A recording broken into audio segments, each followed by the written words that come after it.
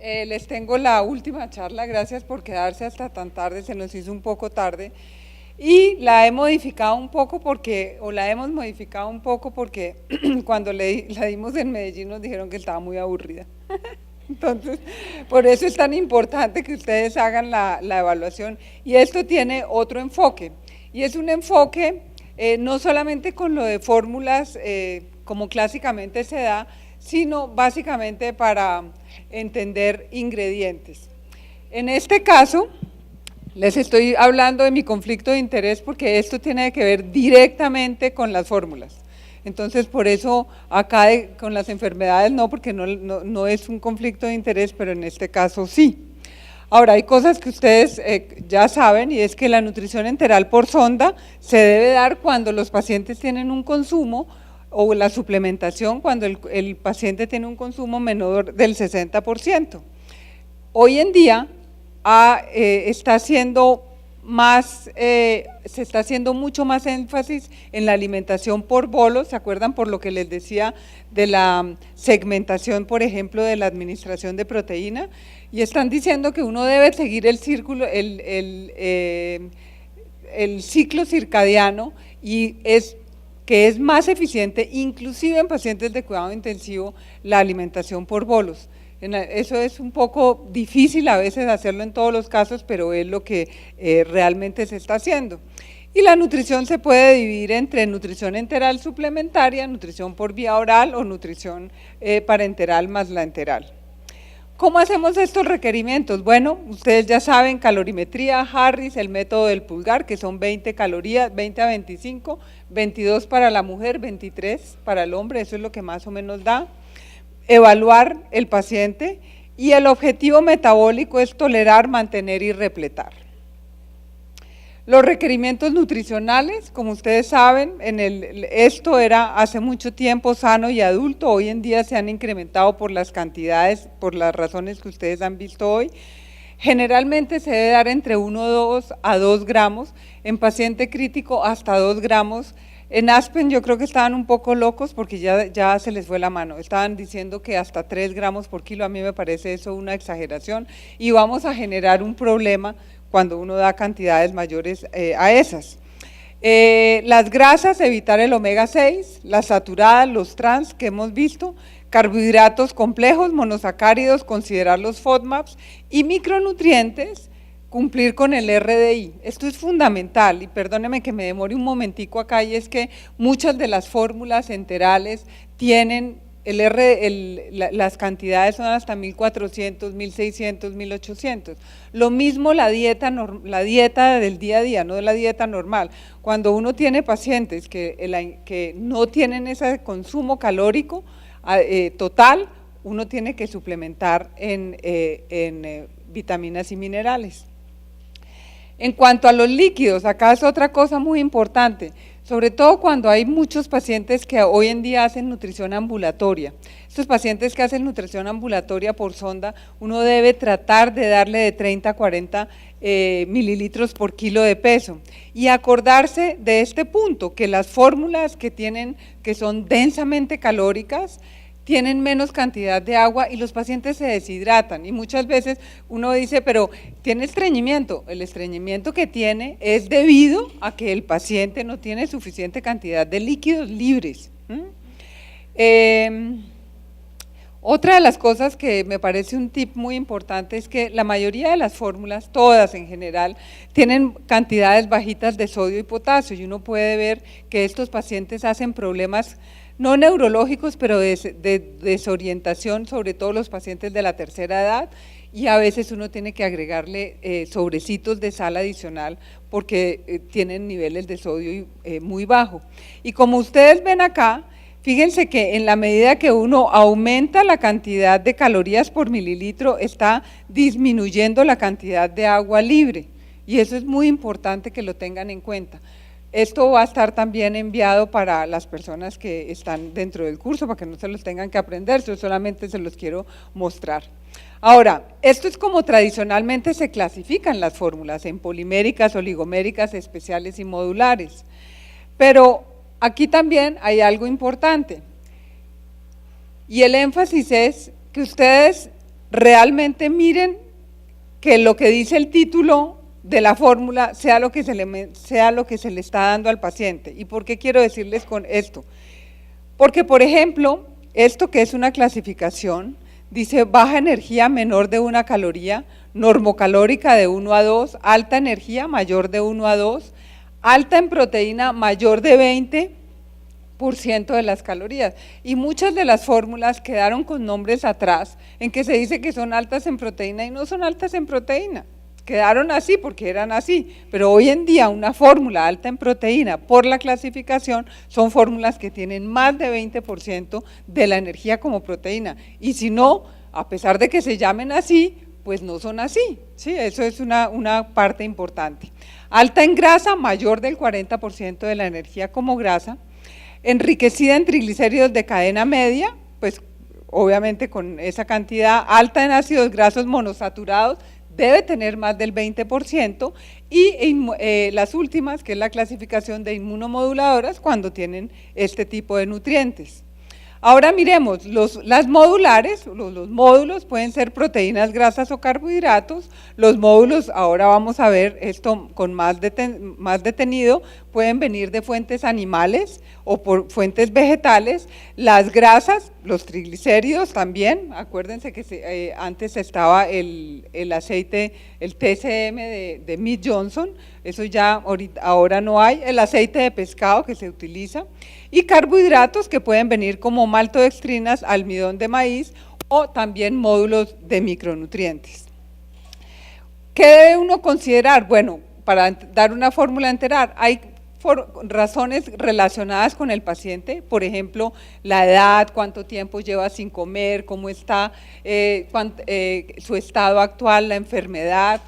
Bueno, y ustedes ven ahí cuál es el funcionamiento de sus órganos para saber si escoge una fórmula especial o otra. Y las relacionadas con las fórmulas, que básicamente todo esto va a depender de la primera clasificación que yo les mostré. Además, uno tiene que mirar la viscosidad para ver si la fórmula puede pasar por la sonda o no, qué método de administración va a usar y el costo total de la fórmula. Y aquí empieza lo denso, que es denso, pero es chévere, no es tan mal. Y es cómo se clasifica. Y mire, las fórmulas se clasifican, depende de la proteína. Lo más importante en una fórmula es la proteína. Y la clasificación de las fórmulas se hace si son aminoácidos, o sea, bolitas solas, ¿cierto? Si son hidrolizados de proteína, que son bolitas en dipéptidos o tripéptidos, o unos péptidos más grandes, y ahora lo vamos a ver por qué, y la proteína entera. Y de esto va a depender muchas cosas. Por ejemplo, si una fórmula tiene más aminoácidos, tiene una osmolaridad más alta, porque entre más pequeña la molécula, más alta debe ser su osmolaridad. Entre más grande la molécula, menor es su osmolaridad. Entonces, si yo les voy a decir a ustedes, miren, les traigo esta fórmula que tiene un contenido de aminoácidos muy alto, en forma de aminoácidos, y tiene 300 miliosmoles, mentiras, eso no es. Porque una fórmula a base de aminoácidos es alta en osmolaridad. Entonces ustedes ahí no tienen que comer callado, o mejor dicho, no tienen que tragar entero, sino ya saben, ¿sí? O le puse un espolvoreado de aminoácidos, mejor dicho, chan. Pero entonces la fórmula no es una fórmula para este paciente con estas características, que es una fórmula oligomérica. Eso es muy importante entenderlo. Pero van a ver que no es tan fácil. Aquí les traigo, por ejemplo, una comparación de un hidrolizado de proteína. Entonces ustedes les dicen, yo les traigo una fórmula de hidrolizado de proteína, y ustedes dicen, ¡ah, qué bueno! Pero resulta que ustedes pueden ver acá que el nivel de hidrólisis de una proteína puede depender depende de la manufactura, que la venda, ¿sí? Y entonces esa hidrólisis puede ser mayor o menor. Si hay gente que trabaja aquí en pediatría, sabe que, por ejemplo, esas fórmulas, los hidrolizados para las alergias, saben muy feo, pero hay unas que saben menos feo, y entonces yo los devuelvo a este cuadro. Aquí ustedes ven que lo que dice aquí que son los Daltons, que es esta fórmula que tiene menos de 1000, ¿sí? Moléculas menos de 1000, solamente tiene 40%. Mientras esta, que sigue siendo también un hidrolizado, tiene 71%. Entonces, esta es más hidrolizada que esta. Por lo tanto, la osmolaridad de esta va a ser más alta. Pero igualmente se llaman hidrolizados. Por lo tanto, ¿qué tiene que hacer el profesional que le va a dar a un paciente una fórmula de esas? Tiene que decirle y qué nivel de hidrólisis tiene para saber qué fórmula le está dando. ¿Sí? Porque hay algunos pacientes, por ejemplo, si fuera un paciente con síndrome de intestino corto, yo quiero saber el nivel de hidrólisis, quiero saber cuántos aminoácidos como tal hay. Además, porque se me olvidaba contarles una cosa. Imagínense que, ¿se acuerdan no, aquí me devuelvo. ¿Se acuerdan esta bolita de aquí de los hidrolizados de proteína? Como eso viene como de a 10, ¿sí? Y entonces ustedes cada vez que dividen 2, 2, 3, 3 sobra 1. 2, 2, 2, 3 sobra 1, ¿sí? Y en la medida que sobre 1 son aminoácidos que están libres y esos aminoácidos que están libres dan osmolaridad, ¿sí? Entonces el hidrolizado como tal es una fórmula que tiene bastante osmolaridad, pero es muy interesante enterarse de cómo es ese proceso de manufactura. Pero sigue siendo esto muy complicado. ¿Por qué? Porque, bueno, uno sabe que la clasificación de las proteínas se hace dependiendo de si es animal o vegetal.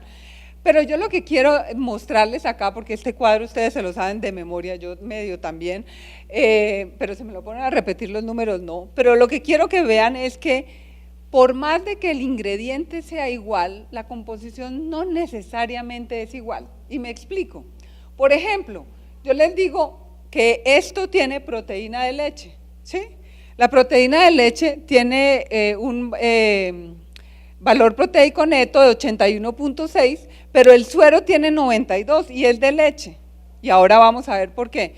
Ahora, que engañen a otro, lo que es el colágeno y gelatina es tenaz. Y ahora le voy a mostrar cómo es. Esa es una historia que se las he hecho más adelante. Entonces, ¿por qué? Porque la proteína de leche está acá. La proteína de leche de vaca. Entonces, si ustedes miran un ingrediente y eso dice, ¿tiene proteína de leche? Está acá. Mientras que esta proteína de leche, ustedes saben que se divide en caseína y suero. Esta composición del caseinato de sodio y calcio y esta composición del suero de leche es diferente a esta y es diferente a esta, porque esta está un grado más arriba. La composición de los aminoácidos, la cantidad de leucina, la cantidad de aminoácidos ramificados que ahora vamos a ver, es completamente diferente. Entonces, cuando uno mira una etiqueta, tiene que saber si eso fue aislado de leche o aislado de proteína de suero de leche. Es completamente diferente, es otra cosa. Y eso es interesante verlo. Inclusive tengo unos ejercicios ahí rapiditos. Entonces acá, esta proteína de leche se divide, hace el concentrado, hace el aislado, pero inclusive esto tiene un proceso de ultrafiltración y genera el aislado puro de proteína de suero de leche, porque estamos hablando de leche. Y tiene el hidrolizado de proteína de suero, que es más dividido que el aislado, porque el aislado es proteína entera. El aislado no es proteína fraccionada. A esa se le quita partículas de grasa y se purifica. Pero miremos entonces, por ejemplo, esta proteína de suero.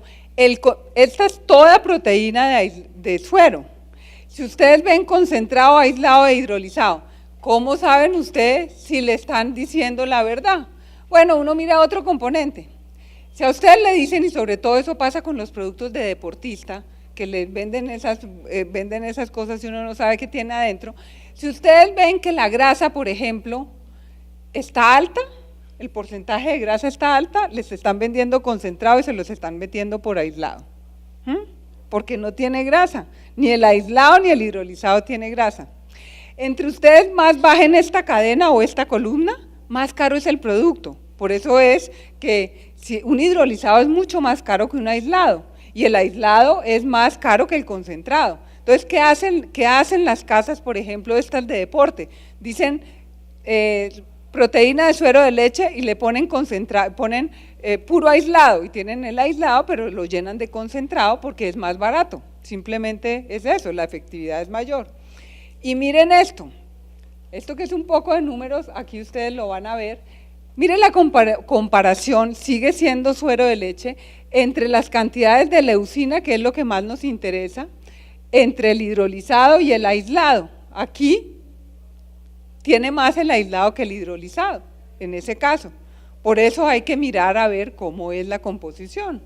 Pero la cantidad de ramificados del hidrolizado, el suero de leche, pues es mejor que en otras situaciones.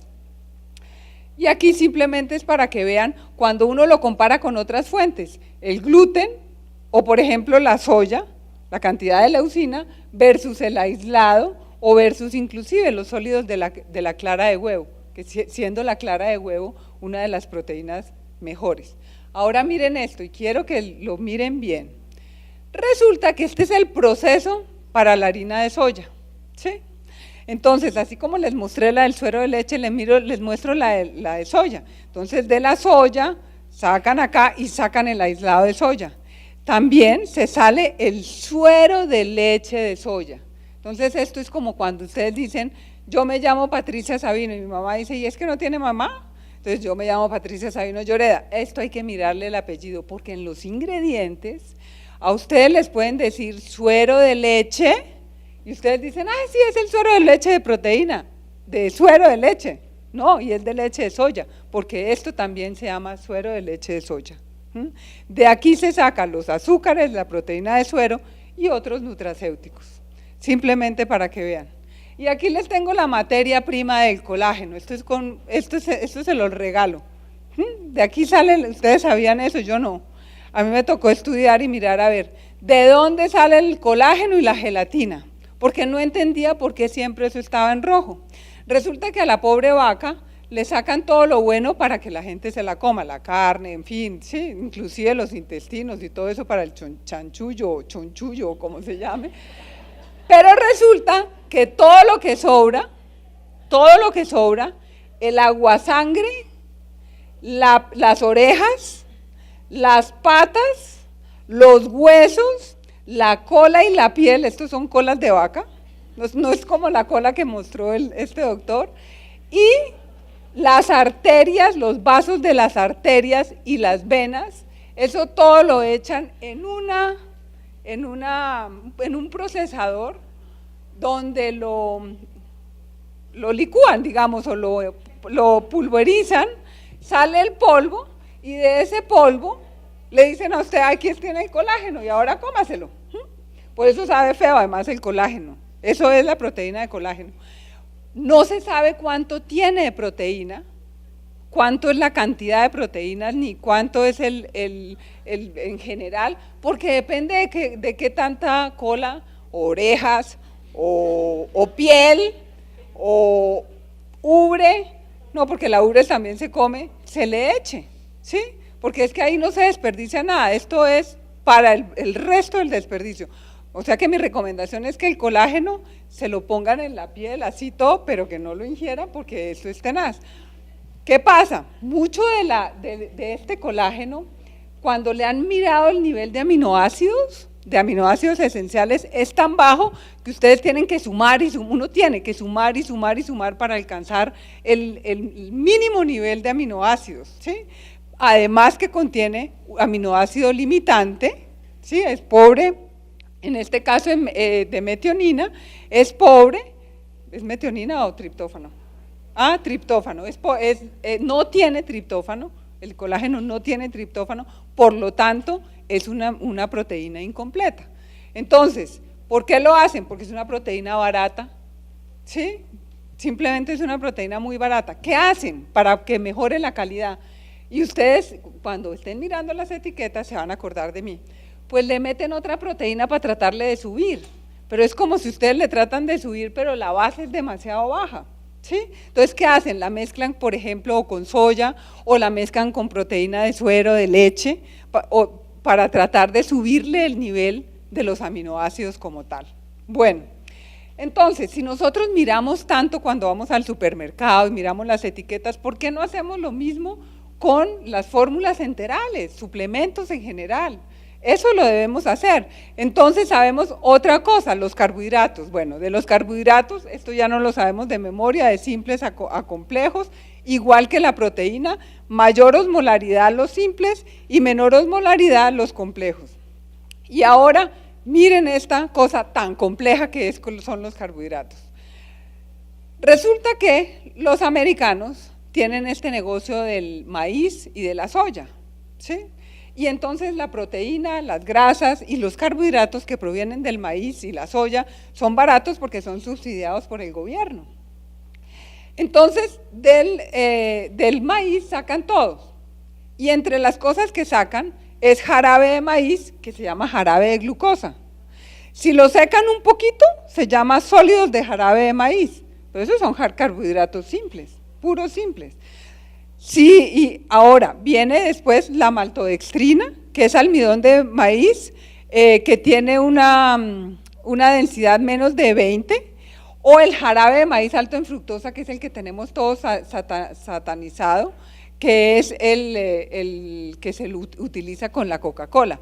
Pero de aquí, del jarabe de maíz alto en fructosa al jarabe de maíz solamente hay un paso, porque esto es simplemente el mismo proceso que se hace un proceso adicional y se tiene jarabe de maíz. Y adicionalmente se tiene la fructosa. Entonces, por ejemplo, a uno le dicen, ese proceso para hacer el jarabe de maíz, ¿sí?, es un proceso en el cual, cuando se utiliza por el organismo, queda libre fructosa, porque ese es el proceso que tiene como tal. Entonces, a pesar de que uno no ingiera fructosa, al estar ingiriendo jarabe de maíz y al desdoblarse, los niveles de fructosa se incrementan. Y mírenlo aquí, estos equivalentes de dextrosa son bajos para la maltodextrina, pero no todas las maltodextrinas. Esa maltodextrina tiene que ser menor de 20 para realmente ser bajo en los equivalentes de dextrosa. Y es alto la dextrosa como tal y todos estos derivados del jarabe de maíz, que además de todo tienen muchos nombres. Entonces a veces es difícil, pero lo que sí quiero que ustedes sepan es, hay jarabe de maíz alto en fructosa, pero también hay jarabe de maíz alto en maltosa, que hacen el mismo daño, como les digo, los sólidos y los jarabes. ¿Y por qué pasa esto? Porque la fructosa, y ustedes ya vieron este cuadro, esto lo va a pasar rápido, la fructosa entra por esta vía y se va a formar los triglicéridos a nivel de la sangre, y no. Cuando entra como glucosa, la glucosa formando esta fructosa sí genera una reacción tanto de la insulina y el glucagón. Entonces aquí, al no pasar por esta vía la fructosa, no produce sensación de saciedad, por eso es que engorda tanto la gaseosa, porque no llena, ¿sí? O no tanto la gaseosa, sino el jarabe de maíz alto en fructosa. Y era como mostraban, básicamente lo que pasa es que entra acá, llega al hígado, hace esteatosis hepática, otra parte va a generar los lípidos a nivel de la sangre y por eso el paciente tiene más riesgo cardiovascular. Bueno, los FODMAPs, ustedes ya saben, son carbohidratos de cadena corta, aquí está cuáles son, ¿sí? Los monosacáridos, polialcoholes. Básicamente, ¿qué pasa con estos? Por ejemplo, el FOS, que es un tipo de fibra que generalmente ha sido recomendado, no es que ese sea malo, es que uno no puede dar mucho de algo porque se vuelve malo. Entonces, el FOS, cuando la persona tiene un tracto gastrointestinal, está bien, pero cuando esa persona tiene un tracto gastrointestinal más lábil, cuando uno da mucho FOS produce distensión.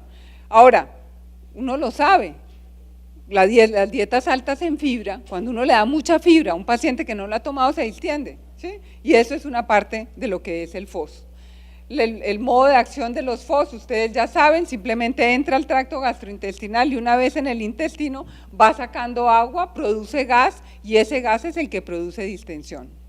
Hay estudios, varios estudios que muestran con diferentes niveles de FODMAPs la tolerancia que pueden tener los pacientes con estas fórmulas enterales y cuando uno tiene baja cantidad de FODMAPs es mejor, porque los FODMAPs son sumatorios, entonces en la medida que se suba pues es más difícil. Con los lípidos pasa una cosa similar y es qué tipo y qué fuente de lípidos usa, ¿sí? ¿Está utilizando solamente omega 6? ¿Está utilizando los lípidos, este tipo de lípidos que son más que todo proinflamatorios? Y entonces encontramos que estos son los más proinflamatorios y los menos proinflamatorios son precisamente el aceite de pescado y les puse algunos de los pescados, porque uno nunca sabe cuál pescado es, uno dice, pero ¿cuál pescado es? Uno se le olvida.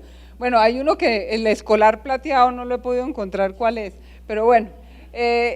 Pero lo interesante de acá es que si ustedes ven que estos tengan aceite de oliva, pues el aceite de oliva y el aceite de canola son mucho mejores que los otros omega 6, y básicamente por esta acción de las prostaglandinas.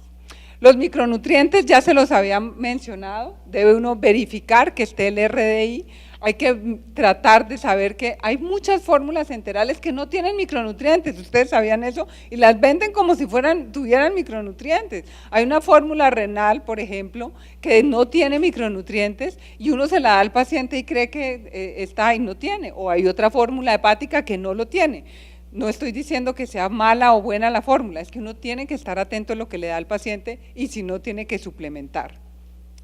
Otro de los conceptos que ha cambiado es la relación caloría-nitrógeno. Hoy ustedes oyeron a todas las personas diciendo hay que subir la cantidad de proteína. La fórmula de 1 a 150 fue una fórmula que se estableció para gente normal, pero no para pacientes con determinadas necesidades específicas, donde la cantidad de proteína requiere que sea más alta, por lo tanto no hay manera de dar esa cantidad calórica.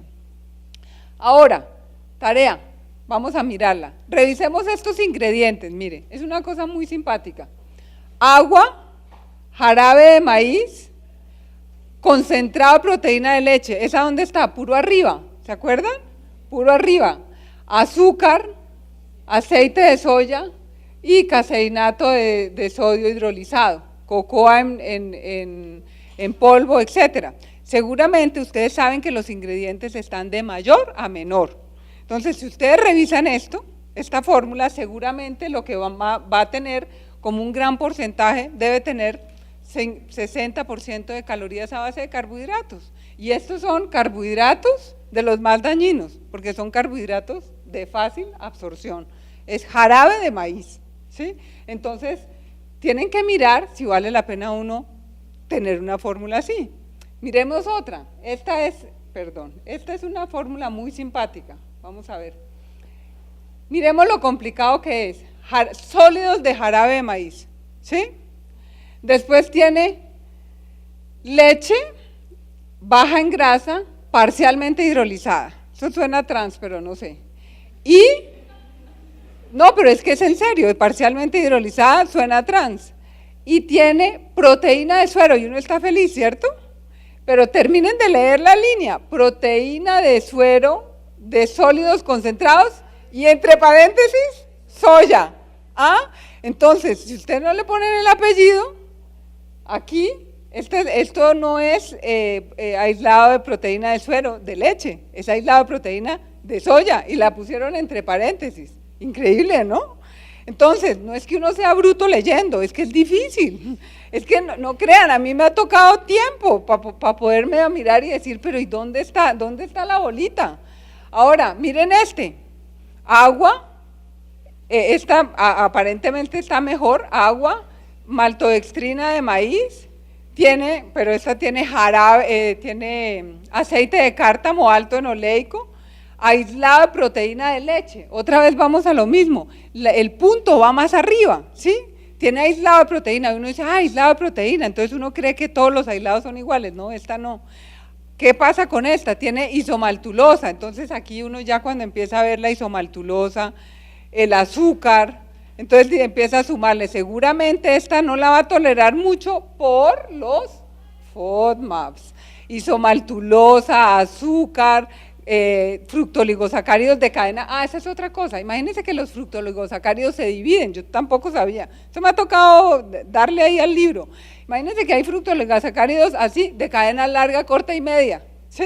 Si son largas, producen menos intolerancia que los de corta y media, entonces uno tiene que saber qué tipo de fructoligosacáridos son, ¿sí? Y eso es nuevo, es que eso no es una cosa que lleve muchos años, sino que pues eso hasta ahora se ha comenzado a estudiar. Pero básicamente, eso era lo que les quería decir. Otra, esto es un líquido sin sabor que consiste en proteína, esta es muy buena, por eso se las traje a pesar de que no la tenía completa porque no la encontré, proteína hidrolizada de trigo.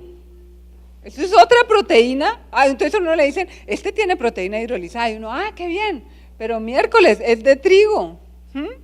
Le pusieron proteína de leche, esto es leche en polvo. No es proteína de leche, proteína de leche es leche en polvo. Pero tiene L-arginina, entonces, ¿cómo se las vendo? Sí, perdóneme que sea así de cruda. Miren, le traigo una fórmula que es alta en arginina. Y entonces es buena para el paciente en estado crítico y le recupera la herida porque es una inmunomoduladora. Y entonces acá, usted, sí, claro, es hidrolizado proteína, sí, hidrolizado. ¿Y quién pregunta de qué hidrolizado es? De trigo. Ahí también le meten arveja, también hay otras fórmulas que tienen arveja.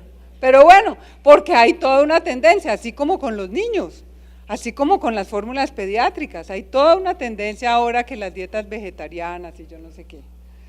Bueno, entonces, los ingredientes en la nutrición enteral pueden hacer la diferencia tanto en la tolerancia como en el aprovechamiento de los nutrientes. El estado nutricional, la enfermedad de base, las condiciones clínicas del paciente son un factor que se deben considerar.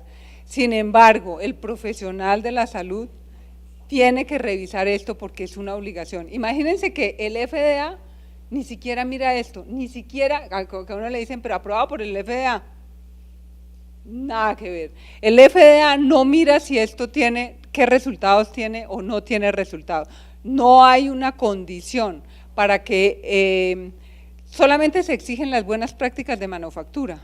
Entonces usted a esto es peor que la comida, le puede echar lo que quiera le puede echar. Los únicos que podemos ser jueces y determinar realmente lo que uno le está dando al paciente somos nosotros. Inclusive en el último NCP hay artículos que ya muestran y empiezan a cuestionar si realmente los niveles de proteína que uno está dando son realmente necesarios o si es que uno no está fijándose en la calidad de la proteína y por eso tiene que sumarle y sumarle y sumarle y sumarle. Muchas gracias y muchas gracias por haber estado con nosotros.